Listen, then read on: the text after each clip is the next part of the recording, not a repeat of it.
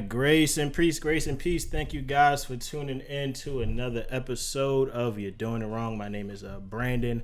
Last month, had the honor and the privilege of chopping it up with my guy Pat Jr. His album came out November 6th, if I'm remembering correctly. I thought I knew. On all streaming platforms. Don't just stream it. Go ahead and buy and support good brother, man. Just quality music. Not just because I know him, but I've heard it, listened to it. Just a great album. Very relatable, very personable, very introspective. Just a really great body of work. And I know Pat put a lot of time and effort into that. So please, if you haven't had a chance, go listen to the episode and more importantly, go buy Pat's album. You definitely won't be disappointed. But I am glad to be joined this month by some more brothers who I'm just grateful just to have the honor and the privilege of knowing. My brothers Sandy and Nate. These guys, when I come up with these topics, I'm always thinking, what are people, knowing them, I guess, would be the first thing, and knowing what they like, what are their interests, and trying to center a conversation around that. And these guys, I know them just for taking really good care of their bodies, something that I admire so much because I'm terrible at that, especially for Sandy. I think we have just a really good connection because my father, he runs. He's just an athlete himself. I wish that would have just got passed down to me, but he just runs and runs and runs. After like a certain age, it's called masters running, and so he just loves it. He just recently, I want to say, retired maybe a couple years ago, but he has a couple, I want to say world, if not U.S. records, and I believe either the 800 or the mile. Just very, very good in his age group, I should say. But just if you looked at him, you couldn't tell that he is as old as he is. But shout out to him, and just the discipline that it takes just to get up and train and work out. I wish that was something that was passed down to me. But Sandy is another one who just runs. I think just competed in the 5K, if I'm not mistaken. Yeah, that's right. Yeah. So I what's only like 3.2 miles or something to that effect? 3.1. 3.1. Yeah, it's 3.1 too many for me. But just having that mutual understanding of someone who just loves running.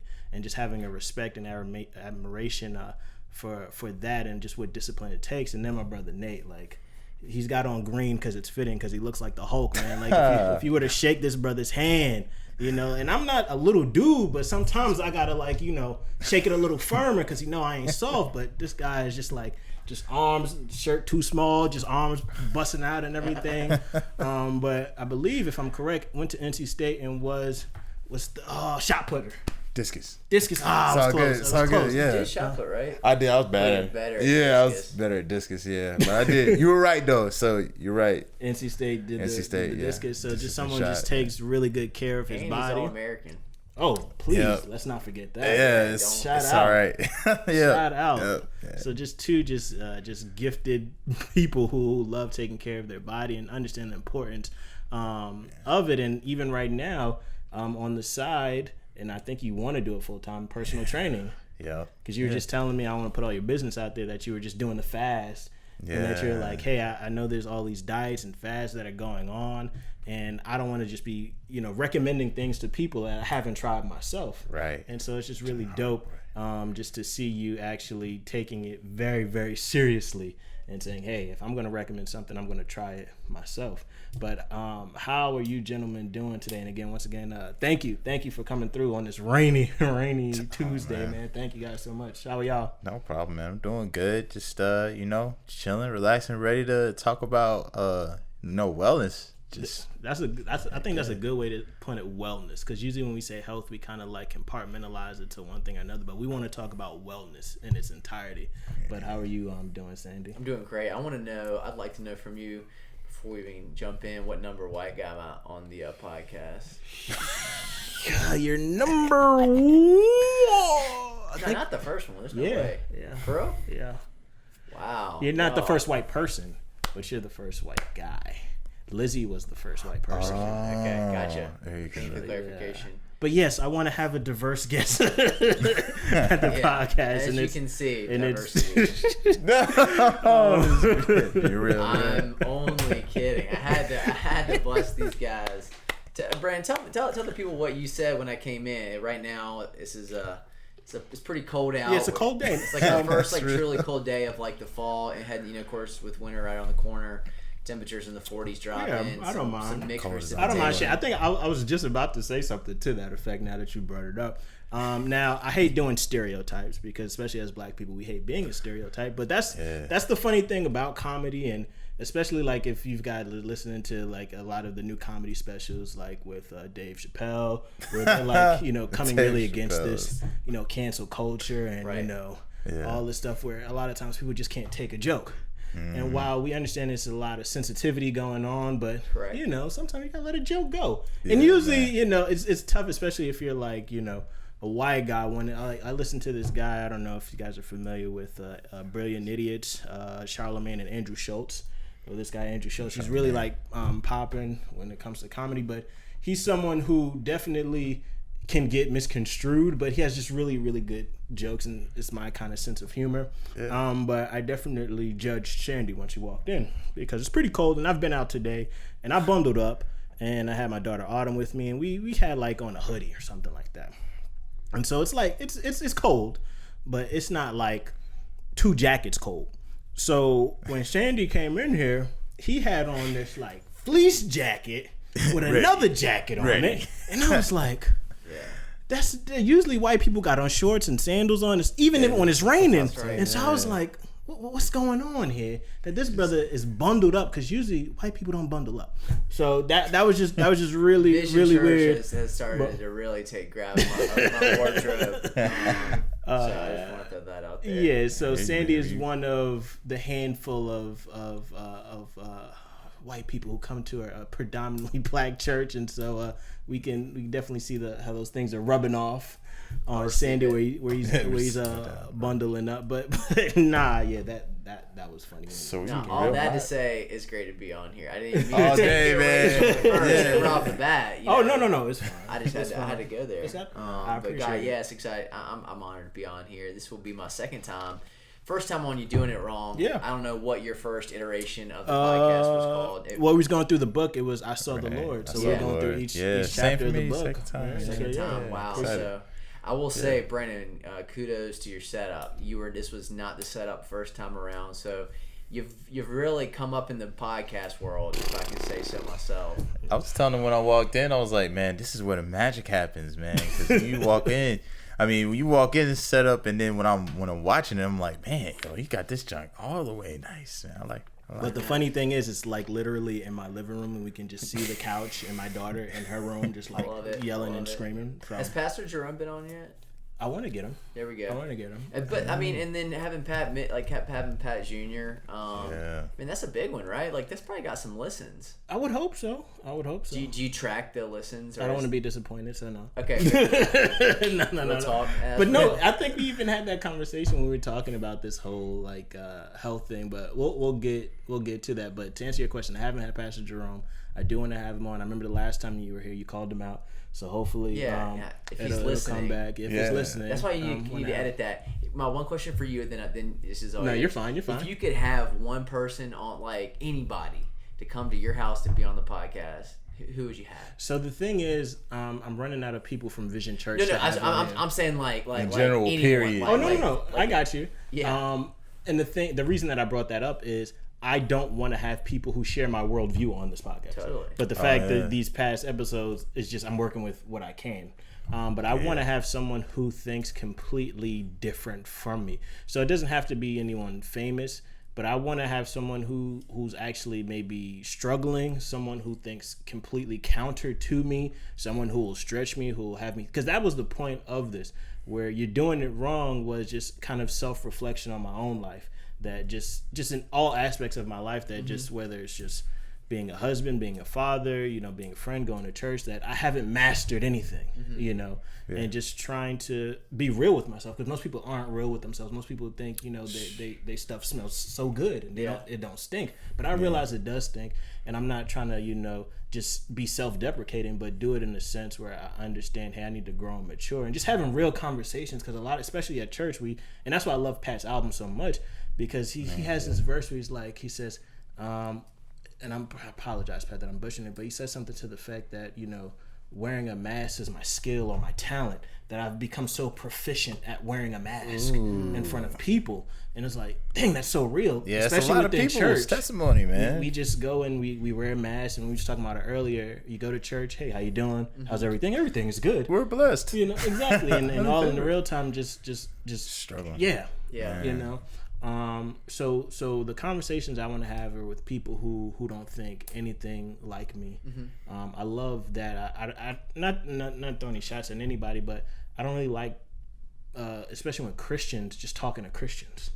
I want to have conversations where I'm talking with someone who can challenge my thought and challenge that. So if anybody's out there and listening who does not share a biblical worldview and just want to have a civil conversation, because like I said, a lot of the people who may be atheists or agnostics or have different other various faith are very respectable and honorable people, but a lot of times they get disrupted. There's just some heathens out there, but we can find some common ground of respectability and just have a conversation. So anyone, that's what I would love to have and continue to have people and just actually walk with them, as they go through this journey. I always say this, like, when there's this verse in Genesis where it talks about, like, I want to say it's Jacob, where it's like he wrestles with God. Yep. I love that, because I feel like that's our journey, just a constant wrestle, that it's never going to be like I've arrived. I'm always wrestling with God, always wrestling with If I can take an analogy one farther, when they wrestled, he jacked up his hip as a reminder constantly that he had wrestled with God the rest of his life. So it's like, man, he knew that his life intersected God's by the fact that he had to walk with a limp from then on. No, that's real, and I don't think most people picture the Christian walk as that of wrestling. I get upset at the Christian limb. Yeah, the Christian. Wait a minute. All right, y'all. That's my podcast. Y'all gotta check me out on my spot. But I appreciate that. I appreciate you asking me that, because that's ultimately what I want to cultivate and foster. And I think it does fall into that understanding of wellness, because especially as Christians, we're so geared of, like, I gotta save your soul, and it's like we're so focused on that we ignore a person's entire person of who they are, that they just become a statistic. Or even like because I came out of Liberty University, and not just throwing shots at them, but it's very like numbers, and not just them, but a lot of churches are very numbers oriented. How many people can I get to fill the seats? But it's like that's not the true testament of a healthy church. Right. How are your people growing and maturing? That's the true measure of a healthy church. But before we get there, I definitely wanted to start, because like I said, the thing that I noticed about you guys is just how you take care of yourselves physically. And even though it's I see that, but I think it even goes to further this understanding of wellness, because there's a principle of discipline. And that principle of discipline should pervade all of our lives. Right. And I may be disciplined where it may, and I don't even want to say that because I don't think I am, but most people would look at me and say, hey, you're disciplined in your studies, you get all these degrees, you're disciplined in reading, this, that, and the third. But it's like, that doesn't always translate into other areas of life. But I've noticed in you guys that, I said this morning, Sandy comes in and is like, hey, I went for a run this morning, and it's raining. And I'm like, what's wrong with you? Why don't you just sleep in? But he's like, no, I got to get up and do my run. So it wasn't on the treadmill either, was it? Yeah, no, he was outside. And you probably enjoyed it, too. Yeah, I mean, yes. I enjoy the feeling. I mean, I still ran an hour in the cold. Wait, you ran an hour? Yeah. Y'all come join me on the Christian Limp. We'll be talking about. Yeah, that's what happened to me. Yeah, right. I was limping. Yeah. No, but I'm trying to think what angle. I mean, here's the reality. I love the feeling of fitness, and I think I have to. That feeling, which has driven me to be a competitive runner and allowed me to go to college and run, and then kind of run semi-professionally, has brought about a lot of great things. And I think the Lord has used that. By the same token, is like anything that is good that we try to make a God thing, it fails to hold the weight that we want it to by thinking more of it, or if I can achieve some status that's gonna, and also too, so that fails on one end, but then two, if it is taken away by injury or and being able to be, are you okay without it, Right. And I'll be honest with you, there have been seasons in my life that have been defined where this has been taken away, and the Lord has, I've wrestled with Him on this, and still trying to figure out what it means to have a healthy relationship with this idea of fitness as it pertains to overall wellness, as it pertains to godliness. You see what I'm saying? Yeah, submitting it to Him. Yeah. But how did you? Because I think the hardest part is just starting. Right. How did you become like so disciplined? Is it just because you just love like? Yeah, I was driven. I mean, in my earliest ages, I mean, I remember in 4th grade, man, like my parents would tell me like they would put a limit on how much I could run in a given week. Oh, like man. runners? No, my dad played baseball. I played baseball in college. In fact, my mom was a cheerleader in high school, and that's the extent. So like, So how did you get into running? There was some. I liked I had some early success in a thing called First in Fitness, which was like an elementary school competition, countywide. Yeah. But then I really enjoyed this idea of pushing my body, that I kind of could be in control of that. And then as I did that, I realized there was success as I was able to perform. So now looking back on all this through the lens of even Enneagram, which is, I don't know if you're familiar with Enneagram, it's kind of a personality typology that enables you to see kind of why you do the things you do from a natural point of view when you're in a healthy place and in an unhealthy place. There's redemption in knowing that, and also knowing that's not your final stay. But it's helpful to know, like, kind of like at the core why you have inclinations. But I'm Enneagram 3, which means appearance and success are high, and I value those tremendously. Yeah. Running gave me the appearance that I wanted. And it, as I put the time and effort in, performance came with it. So it was kind of like this beautiful marriage of like, I was known by it. It was like an incredible identity. I had a lot of control over it. Mm-hmm. And because I was driven, just naturally, it was something that I could like put time into. So from an early age, it wasn't like, it felt like that. This just, how the Lord gives us natural, like I'd say common graces of things, whether it's, it's certain just kind of natural giftings that we're given. Kind of apart from the Spirit, I think physical discipline has always been one of mine. Mm-hmm. That's awesome. What about you, Nate? I hate not being able to understand anything or not being able to do anything. I come from a place when I was really young. I was like the youngest. I'm the youngest cousin out of a bunch of older cousin guys. Yeah. So like I had glasses, called me 4 eyes, like picked on me. And from there, I was just like, I'm never going to not be one of the best out of all of y'all. So like whenever I lose, I get frustrated and I push my butt off to try to get better. Mm-hmm. And it just happened in everything. Like I remember like playing video games, getting super frustrated and breaking the controller in half, or like starting with a math problem. Like when I was in like elementary school, like getting really mad and just like ripping the book up because I was so frustrated I couldn't get I was really like frustrated and angry when I couldn't get stuff done. So from there I understood like, okay, stop getting so mad because all you're doing is breaking stuff. Just get better. So that kind of drove me to always want to get better at stuff, and then it turned into something physical when I started getting big. Like I started getting bigger. I was always like the big kid. And then when I started getting stronger, it's like, oh crap, if I keep working on this, then I'm just going to keep getting stronger and stronger and stronger. Mm-hmm. Nobody's going to be able to stop me. Yeah. And then I'm going to go from the person that's getting picked on because 4 eyes to the person that everybody wants to run away from because I'm bigger than all of you. So it's just like that. Like I was super frustrated when I didn't understand anything or when I couldn't do anything. Like that devastated me to the point where I would try as hard as I could to get better. And that's where it came from. It just manifested itself physically because I just became pretty huge, like just because of genetics, and then just kept on taking me forward. Yeah. And because I have the exact reverse story of y'all. So, and which is weird because like I said earlier, my father, he was very athletic. I remember he told me he had actually a trial with the Mets.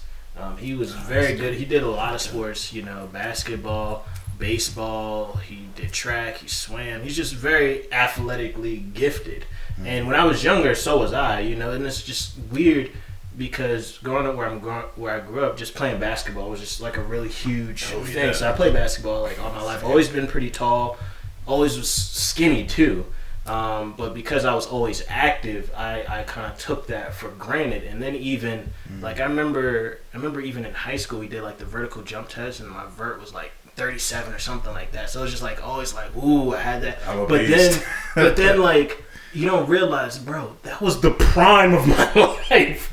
It's like if you don't hone into that, it's like it goes away. And yeah, man. I remember one time my father, like I was playing basketball at a church league, and he'd be the only parent there, so that's already like just awkward there.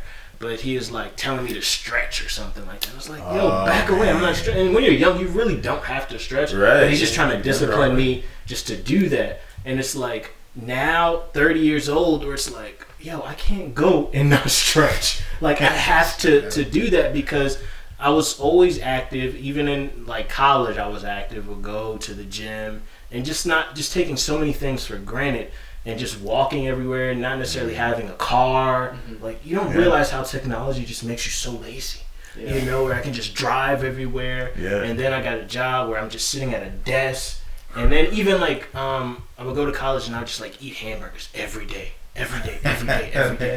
And, you know, after a certain time when you're not walking off those calories, it just like sits there on you. Right. And so it's just like I stayed at like 100. I wish I could show you guys pictures. I stayed at like it was a stick. Stayed at like 170 for the longest.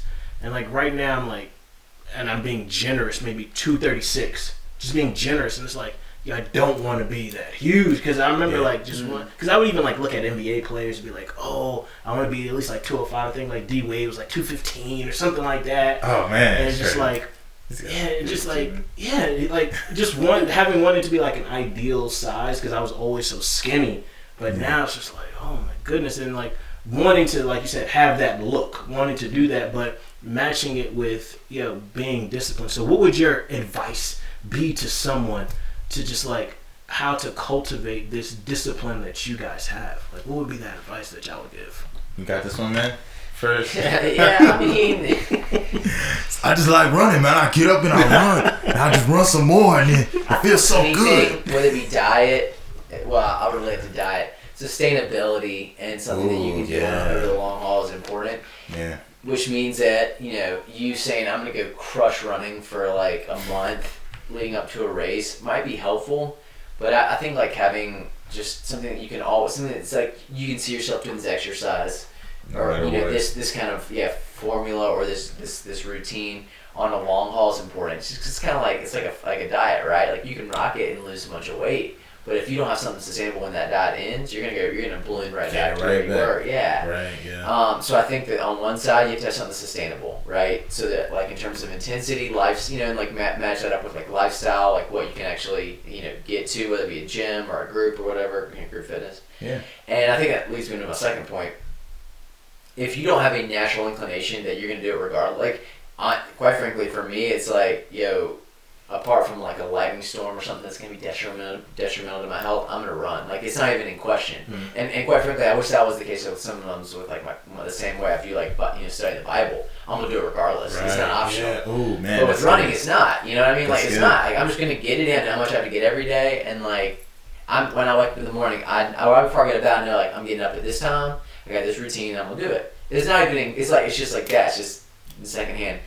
So, if you don't have that kind of drive, which I'm not, I feel there's a lot of people who are like me, so I don't feel, you need to have a group, right? And I think that group fitness or having some sort of accountability is important. Just because they're like, with anything, our bodies desire mistakes, right? Like, they don't want us to actually get up and stuff. They want to stay so to know.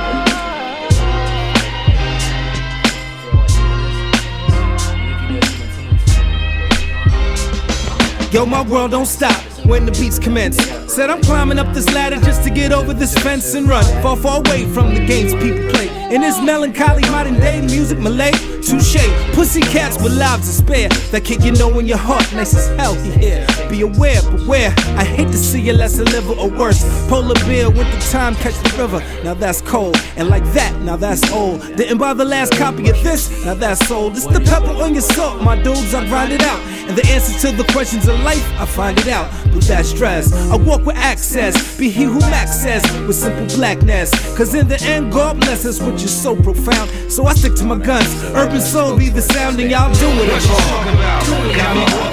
I always say when I start